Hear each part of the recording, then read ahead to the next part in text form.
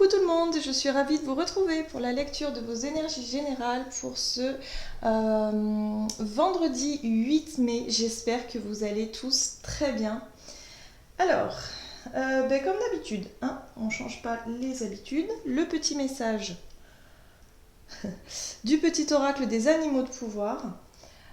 J'ai eu envie de continuer avec les oracles d'Isa, avec par exemple l'oracle mission de vie ici pour voir un petit peu notre énergie d'action par rapport à cette journée. Ensuite on ira voir également notre côté ressenti émotionnel, un petit peu le côté énergie voilà, qu'on peut ressentir comme ça, côté un peu énergétique, émotionnel. Et puis on a aussi le relationnel et le côté un peu sentimental, pour voir un petit peu.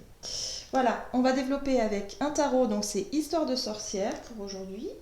Et pour conclure, eh ben, on ira aller voir avec le très bel oracle des fées un message ici pour donc ce tirage. Je rappelle que ce sont des guidances, enfin, c'est une guidance générale, donc c'est un petit peu comme une météo énergétique si vous voulez. Ça peut absolument ne pas vous parler, hein.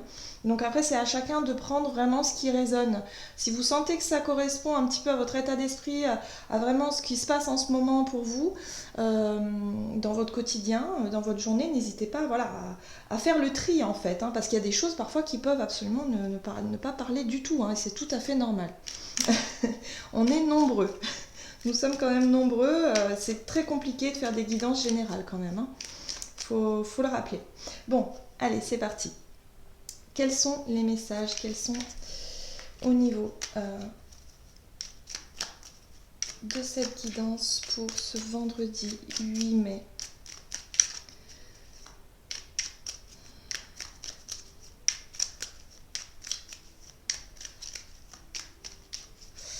Alors, si on veut bien me donner un message pour ce vendredi 8... Ah, merci, très bien. Et nous avons le corbeau. Je crois en ma magie personnelle et je la mets au service des autres. Donc là, il y a vraiment l'idée ici de vraiment de croire en soi et en même temps de se dire qu'on a des qualités, on peut mettre en place certaines choses dans notre quotidien. En tout cas, au niveau de notre état d'esprit, on peut vraiment soutenir les autres, mais rien qu'en étant souriant, agréable. Enfin voilà, c'est un petit peu le ressenti que j'ai en lisant ce message-là. C'est vraiment de rayonner pour que justement ça...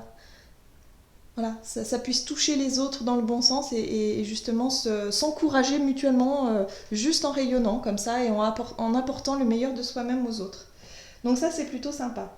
Ok, qu'est-ce qu'on nous dit? Alors, quelle sera notre énergie d'action durant cette journée du vendredi 8 mai? Qu'est-ce qu'on nous dit? On nous dit manque d'ancrage. Alors ce sera peut-être encore une journée un petit peu comme celle d'hier, un petit peu où on va manquer d'ancrage, manquer de concret, manquer de... Voilà, d'être un petit peu dans les étoiles, dans la lune. Vous voyez, avec l'énergie de cette pleine lune, peut-être que c'est ces énergies-là qui sont un petit peu, je dirais, un petit peu déroutantes dans le sens où on va peut-être être plus surpris à rêver, à être tête en l'air. Voilà, donc là on nous dit, attention quand même, soyez bien à ce que vous faites, parce que souvent quand on est tête en l'air, on peut faire des petits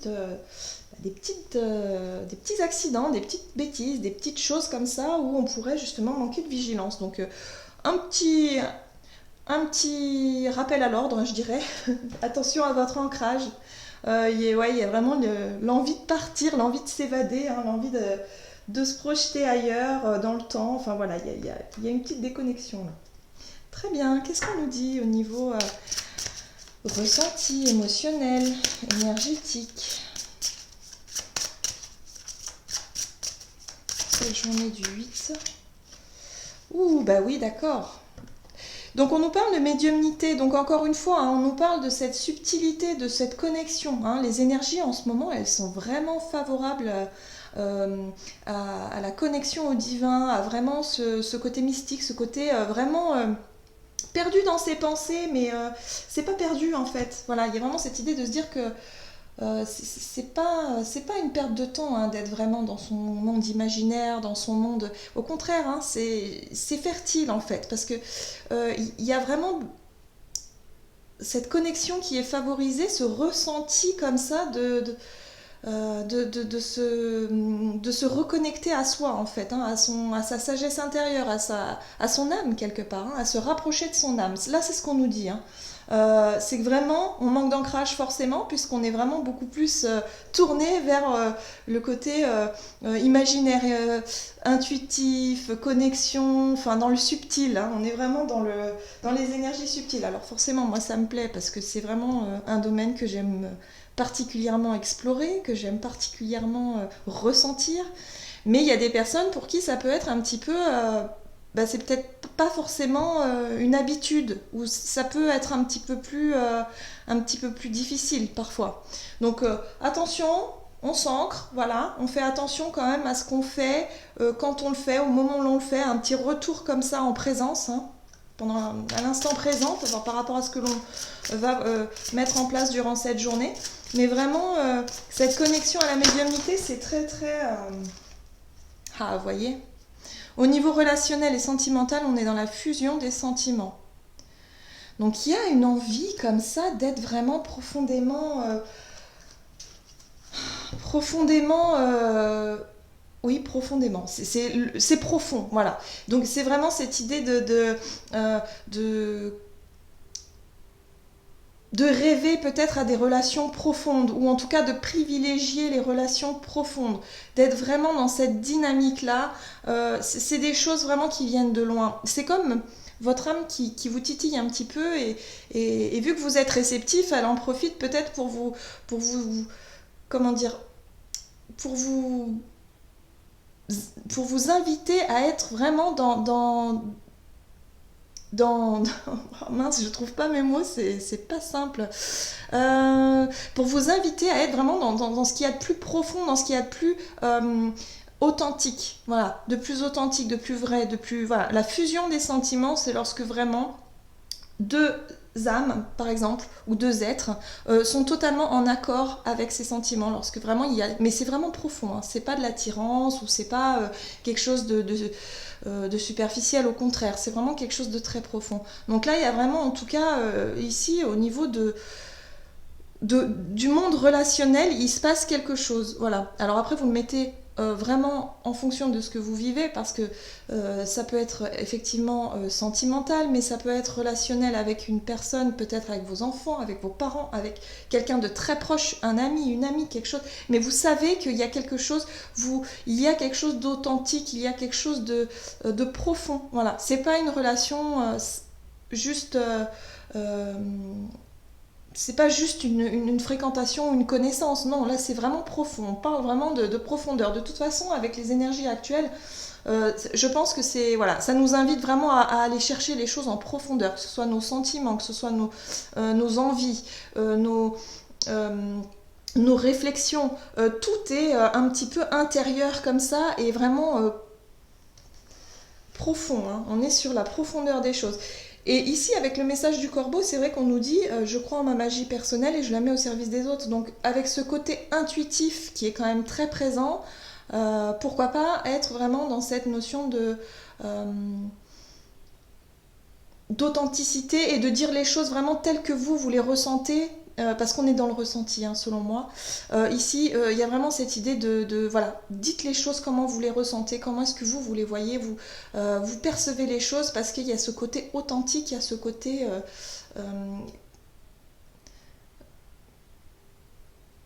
voilà, soyez vraiment dans ce que vous ressentez en profondeur, ne soyez pas en superficie.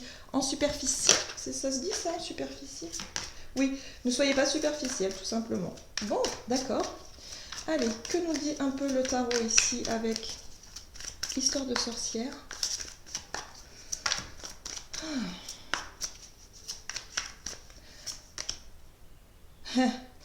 Un moment pour réfléchir. Alors c'est peut-être une journée où évidemment il n'y aura pas énormément d'actions, il n'y aura peut-être pas énormément de choses à faire.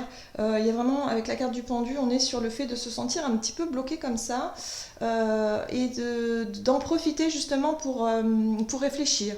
d'en profiter pour être dans ok, bon, là, ça marche pas comme ça, je vais essayer autrement. Vous voyez, dans la réflexion, mais là, c'est dans l'imaginaire, dans les choses subtiles, hein, vraiment dans quelque chose qui, par rapport aux circonstances peut-être actuelles que vous êtes en train de vivre, c'est une journée où il y aura peut-être pas, vous pourriez pas faire grand-chose. Donc on vous invite vraiment à être à l'intérieur, à être vraiment euh, dans, dans les profondeurs,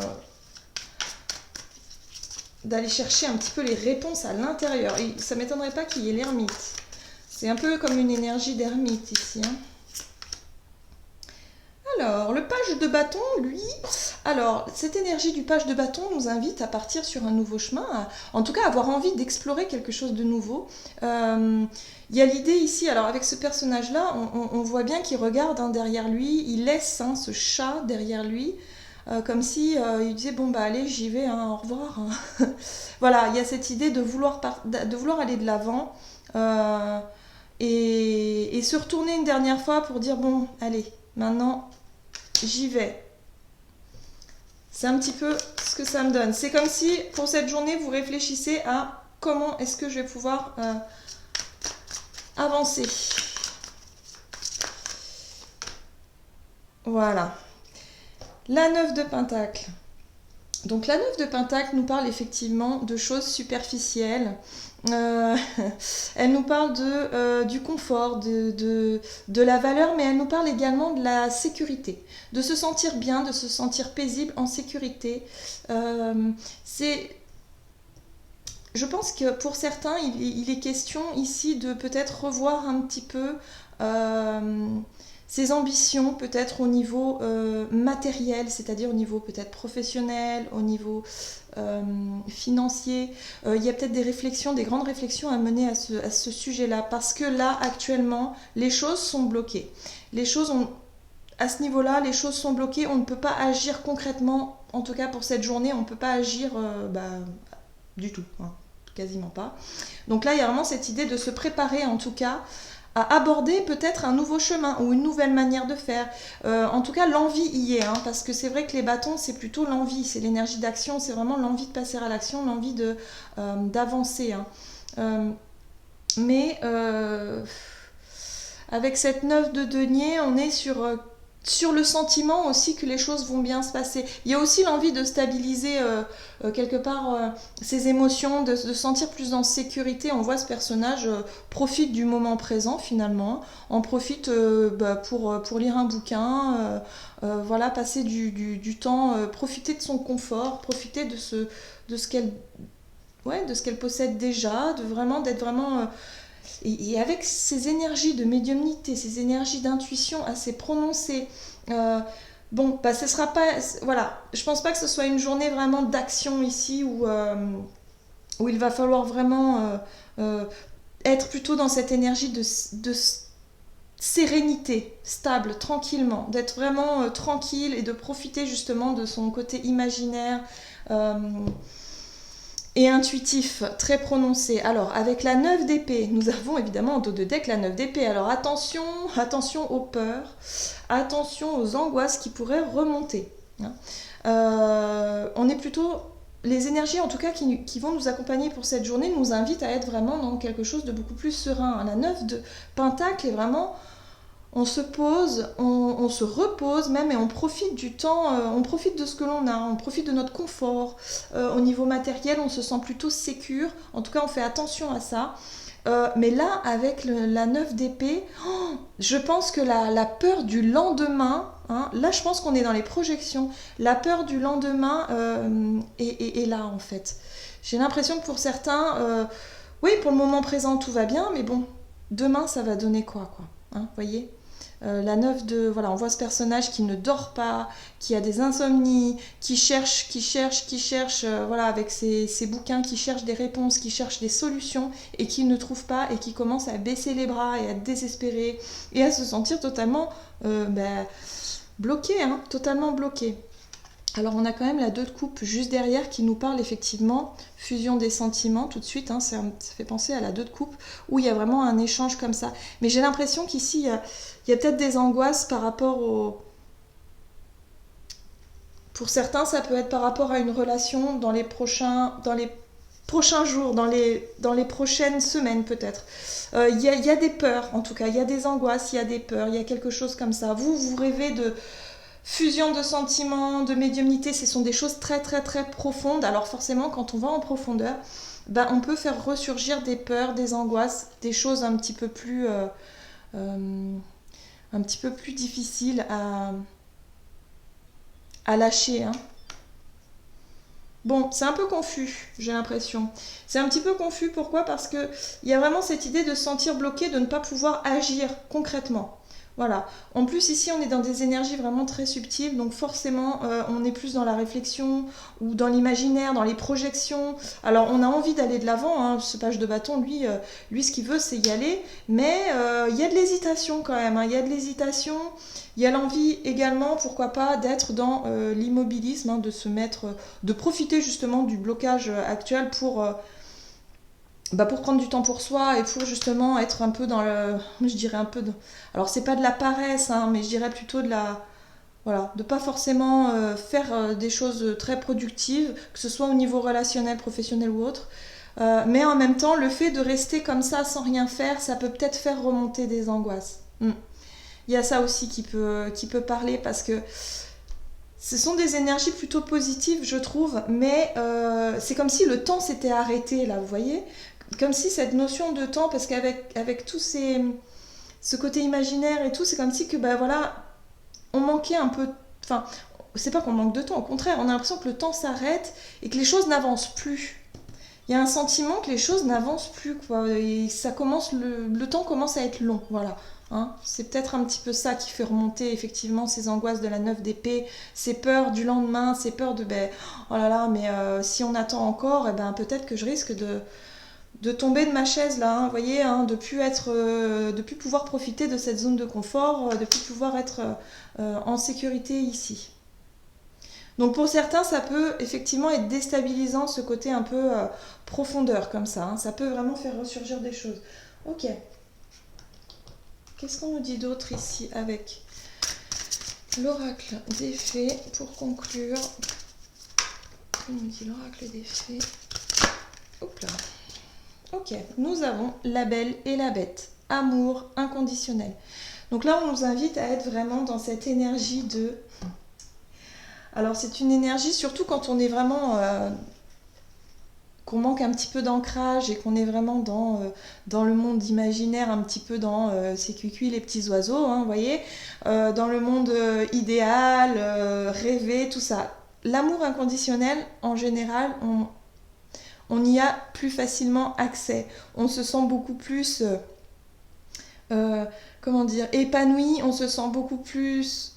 je dirais, en connexion avec soi-même et du coup être vraiment sur un nuage, vous voyez. Donc là, je pense que c'est une journée ici où on nous dit, ben voilà, peut-être que pour certains, vous allez vous sentir sur un nuage, vous allez rêver, vous allez vraiment profiter de ces instants, ouais, où vous vous sentez totalement... perché, hein, pour certains, on peut l'être, hein, vraiment, hein. Et du coup de se dire, bon bah, profitons, hein, quelque part, aimons, et puis en même temps, la belle et la bête, c'est aussi aimer malgré les différences, c'est-à-dire d'être beaucoup plus tolérant, d'être beaucoup plus dans la compassion, dans, ouais, dans l'émotionnel, donc voilà, il y a quelque chose comme ça qui vous dit ici que vous serez beaucoup plus à même d'être...